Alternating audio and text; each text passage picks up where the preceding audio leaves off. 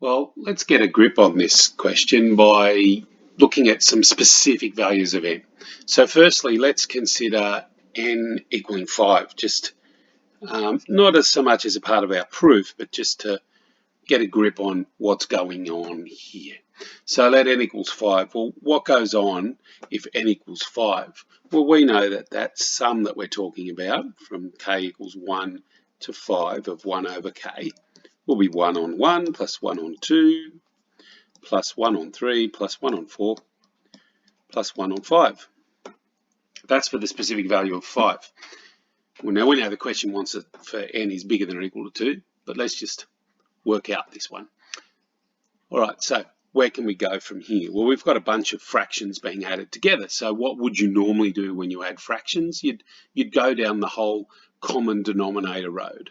Make them all have a common denominator, not necessarily the lowest common denominator, just a common denominator, and then we'll be able to add them together. So I can see really quickly and easily that the lowest a common denominator here would just be the product of all the denominators. So I'm going to rewrite this in that form. So I'm going to say that this is equal to 1 times 2 times 3 times 4 times 5, the product of all the denominators. So that's what that 1 over 1 is equal to. And 1 over 2 is equal to 1 times 3 times 4 times 5 on 1 times 2 times 3 times 4 times 5. And 1 over 3 is 1 times 2 times 4 times 5 over 1 times 2 times 3 times 4 times 5. And 1 over 4 is 1 times 2 times 3 times 5 on a 1, 2, 3, 4, 5. And 1 over 5 is 1 times 2 times 3 times 4 on 1 times 2 times 3 times 4 times 5. So that's just an obvious thing to do when you've been asked to add fractions, to give them a common denominator so you can add them together. But I'm not actually going to add them together from here. I'm going to kind of leave them like that. But what's interesting is my common denominator for this particular question is a factorial, isn't it? I mean, that's 5 factorial that is written down there. 1 times 2 times 3 times 4 times 5. So if I want to get rid of the whole fraction element, I would want to multiply by the denominator, by that 5 factorial that's on the denominator. And if I'm being asked about whether this summation is ever an integer or not, it might be nice to not be dealing with fractions, but be dealing with integers themselves in my working. So what I'm thinking of doing is multiplying both sides of this equation by 5 factorial. Right, to save myself a bit of work here, I'm just going to write, 1 times 2 times 3 times 4 times 5 on 5 factorial plus 1 times 3 times 4 times 5 on 5 factorial. Right, this is this side that I'm multiplying, and 1 times 2 times 4 times 5, and the bottom of course is 5 factorial, and 1 times 2 times 3 times 5 on 5 factorial, and 1 times 2 times 3 times 4 on 5 factorial. So that means that now my right hand side is about possibly about integers. All right, it'll be about integers because I'll have got rid of the denominator. Now, of course, I've changed the left, and instead of being the original summation, it's 5 factorial times the original summation, but we can push on from there. So let's see what happens as our next step. Well, what happens as our next step? If we multiply everything by 5 factorial, we get 1 by 2 by 3 by 4 by 5, plus 1 by 3 by 4 by 5, plus 1 by 2 by 4 by 5, plus 1 by 2 by 3 by 5, plus 1 by 2 by 3 by 4. We get these different integers here. So I'm going to say, I'm going to come back to this line, but I just want to point out what I'm going to be using in this proof before I continue on. Now with number theory, odd and even numbers are important. So let's just grab a different colour here, maybe light blue. And we know that like an odd number over an even number, we know that that's not an integer, is it? Right? Is not an integer. Because basically, yeah, let's just pick 9 over 4, an odd over an even. You're going to get, in the end, something that's not an integer. Right? So you can just declare that, because I think that's obvious. If you divide by an even number, if you divide an odd number by an even number, there's going to be an element left over. All right, the next thing is that if you have like some even numbers added together, you know, it doesn't matter how many, I'll just add a few up, you're going to end up with an even number. You know, if, for example, 2 and the 16 and the 14, you're going to end up with an even number. You can't help it. And the same thing if you have a bunch of odds added together. You can end up with an even number if there's an even number of them, and an odd number if there's an odd number of them, right? So, for example, if I had 2 odds, well, let's make it 4 just to be, and some even number of odd numbers, you know, like 3 and 5 and 7 and 9, right? I know that that's going to equal to an even. But if I had just, say, 3 odds, like just an odd number of odds, you know, like 5 and 9 and 11, that gives me an odd. Right? If I have one single odd number, obviously I've got an odd. Now, what if I have an even number and an odd number added together? Well, I'm going to end up with an odd number. So some of these thoughts are going to be important when we continue on from that line that I asterisk there. But I'm going to re-express that line with the asterisk there. I'm going to re-express that by factoring out the most evenness that I can. All right, whatever power of 2 I can get out of all of them, just like normal factorization, the highest one, the power of 2 that goes into all of them, I'm going to grab that out.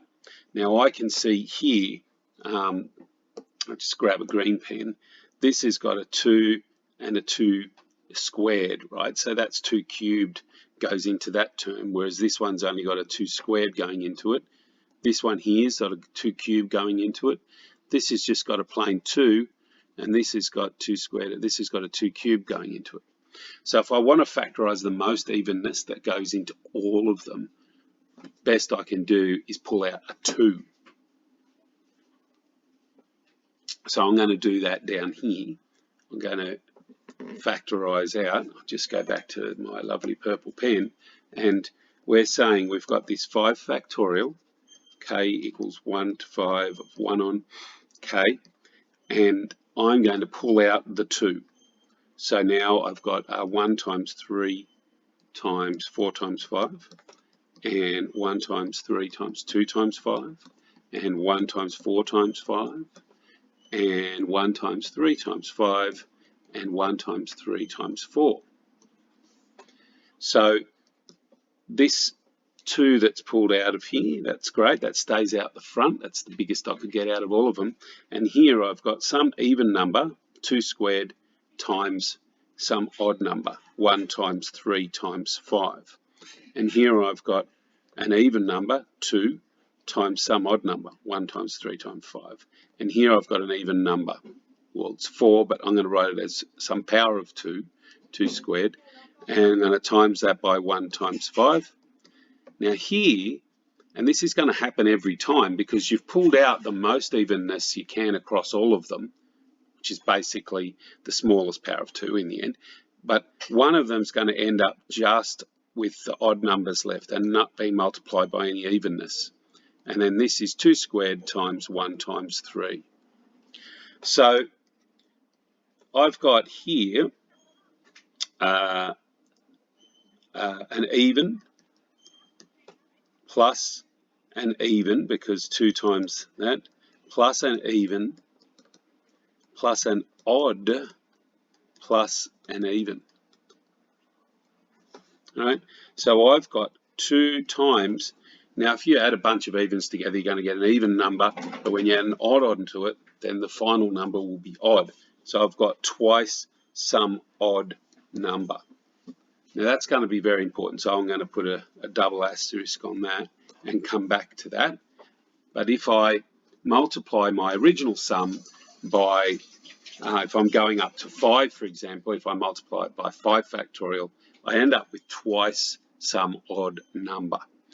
Now, it won't always be twice. It's whatever the power of 2 that factorizes out of all these terms. Well, these were the original ones up here. Whatever the power of 2 that I can get out of all these terms, and I've written them in green, in this case, which is 2. But on another day, you might be able to factorize, if you had a higher factorial, you'd be able to factorize 2 to the power of 7 or something like that out of it. That will always be able to come down out the front where I've got my 2 to the power of 1 at this point, and you'll get an odd number in the brackets. So we've achieved sort of step 1 there. We've managed to deal with the fraction side of things and end up with working with integers. Now, 5 factorial is, of course, 1 times 2 times 3 times 4 times 5. And we can see that that's 2 cubed times 1 times 3 times 5. So that's 2 cubed times some odd number. Now, once again, if it was 6 factorial, then it might be 2 to the power of 4 times some odd number. But you can always factorize out all the evenness out of a factorial and be able to write it in the format that I've written it, 2 to the power of something times an odd number. So I'm saying from where I've got my double asterisk here, I'm saying that 5 factorial times that sum, the original sum that we're after, is equal to twice some odd number. I'll just call it P, and I'll write that odd there, right? Twice some odd number, and I get that from looking above at my double asterisk thing. But I'm saying here that the 5 factorial from here can be written as 2 cubed times some odd number. So I might write that as just Q, some odd number. So 2 cubed times Q odd. And then, of course, I've got to write in my summation is equal to 2 times P, which is some odd number. All right. Well, how does that help? Well, the original thing that I'm trying to find is here. So I need to divide away the 2 cubed times Q odd to end up with that. So let's do that now. K equals 1 to 5, 1 on K, is equal to 2 times some odd number P on 2 cubed times some odd number Q. All right, now we know that if you have some odd number divided by some other odd number, what happens? You get finally an odd number. For example, 15 divided by 5, you get 3. If you divide an odd by an odd, you get. So this P odd on Q odd is going to end up just being some odd number. That there is just some odd number. So I'll call it a different one, R, which is an odd number. And of course, if you've got 2 on the top and 2 cubed on the bottom, you've got 2 squared altogether on the bottom. So you are ending up with this R odd on the top and an even number on the bottom. An odd number on the top and an even number, 2 squared, on the bottom. So you've got an odd divided by an even, which we said earlier, right? Odd divided by even is not an integer. All right, so we explored the situation for the specific value of n equals 5. And we've decided that it's not an integer. I mean, we could have just seen that by evaluating the sum in the first place.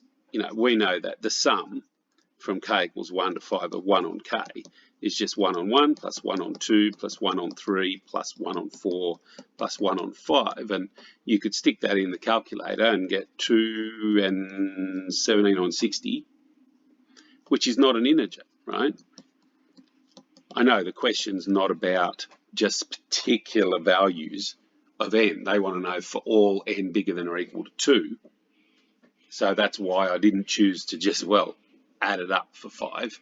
But I chose to explore how we could have a method that we can apply for a particular number and make sense to ourselves, and then we'll extend that to any value n. But before I go on, I want to go back here.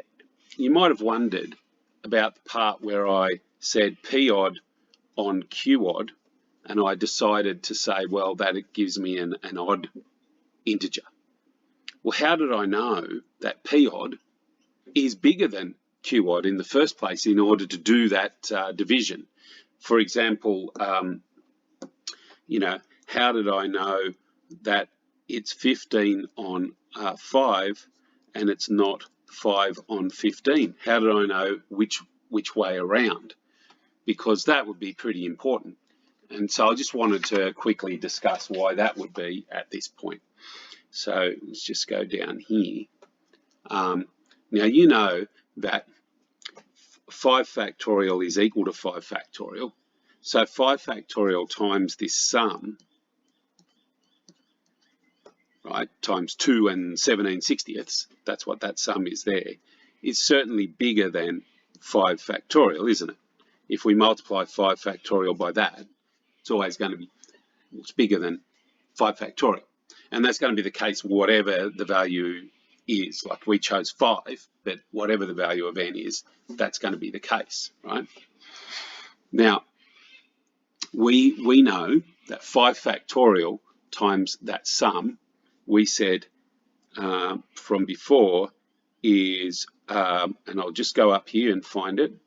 We said that 5 factorial times that sum up here is 2 times some odd number, and we call that odd number p. All right, 5 factorial times that sum is 2 times p odd. So 2 times p, some odd number p, is bigger than, and 5 factorial itself, if we go back up here, we said we can re-express 5 factorial as 2 cubed times q odd. So I'll pop that here. 5 factorial is 2 cubed times q odd.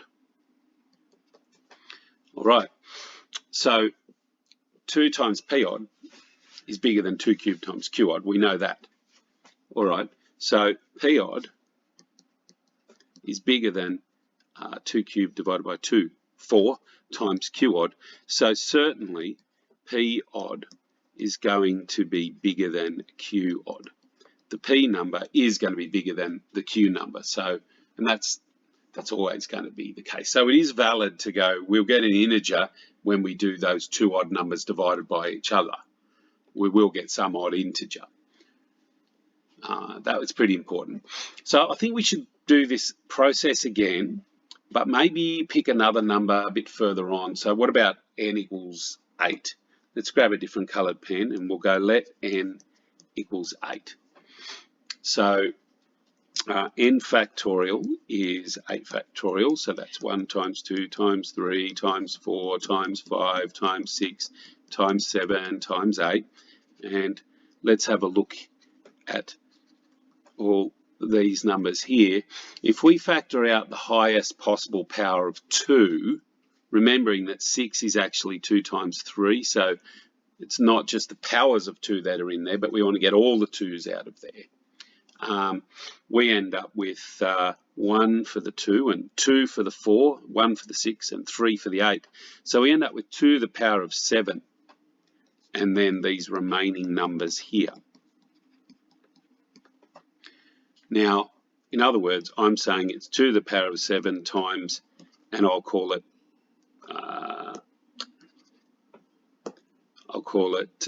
Q odd, some odd number Q. Like the 1 times 3 times 5 times 3 times 7 is some number, it's some odd number Q.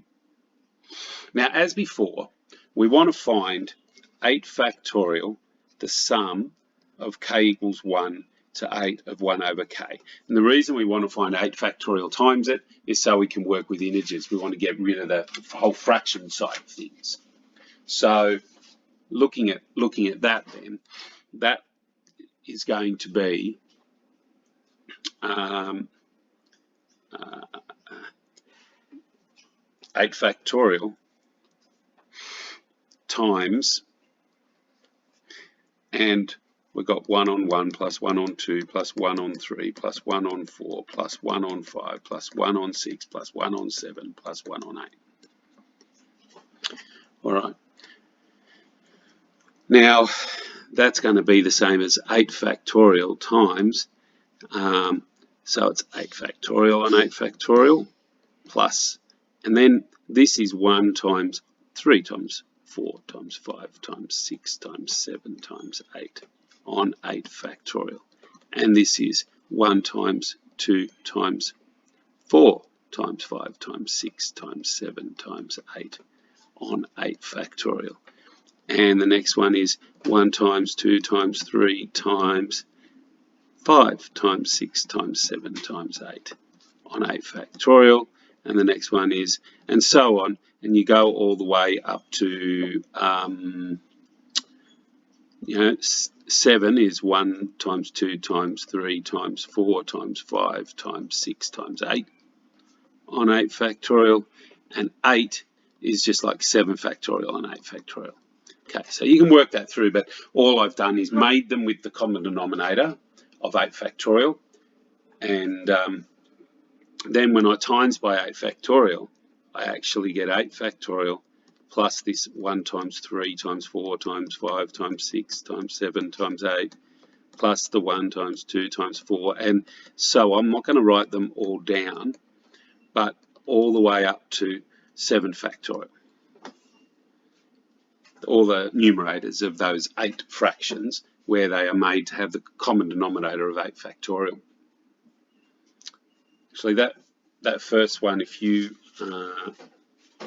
multiply, yep, okay, and then what we need to do is factorize out the highest power of 2 that we can from those. So let's just rewrite them so we can see that.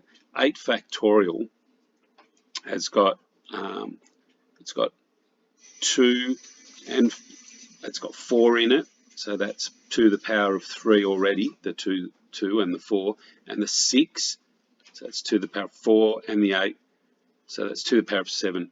So 8 factorial, you can pull out 2 to the power of 7, and you end up with 1 times 3 squared times 5 times 7. All right, the next one you can pull out 2 squared out of, and you end up with 1 times 3 squared times 5 times 7. Actually, what about the 8? That's 2 to the 5, isn't it? I can pull out 2 squared plus 2 cubed. It's just the 2 that was missing. So it should be 2 to the 6, because it's only the 2 that was missing from that one. Hold on. That's why taking shortcuts here it's not helpful. If I go back up and I have a look at this, there's 2 squared there and a 2 there, so that's 3 of them and 3 of them. Yeah, it's 2 to the power of 6, and it's times some odd number. Doesn't really matter what it is. I'll write it down. 1 times 3 times 5 times 3 times 7. All right, that's that second term. And you go through them all, picking out your powers of 2. So the next one will have 2 to the 7, because it's got 1, 2, 3, 4, 5, 6, 7, times some odd number. Don't know what that is. And the next one we'll be missing 2 squared, so it'll be just 2 to the 5 times some odd number.